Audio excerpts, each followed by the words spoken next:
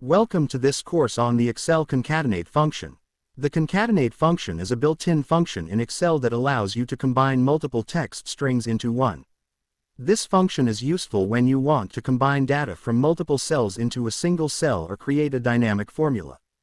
To use the concatenate function, start by opening your Excel workbook and selecting the cell where you want to combine the text strings. Next, click on the Formulas tab and select the concatenate function from the function library. In the function arguments window, you will need to specify the cells or text strings that you want to combine.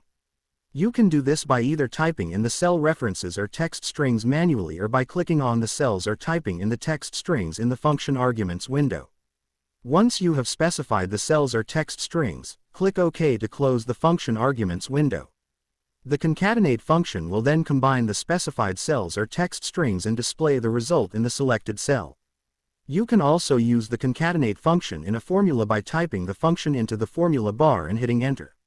For example, you could use the concatenate function to create a dynamic formula that combines the values in two cells to create a new formula. Thank you for watching this course on the Excel concatenate function. I hope you found it helpful and that you can now use this function to easily combine multiple text strings into one in your Excel worksheets.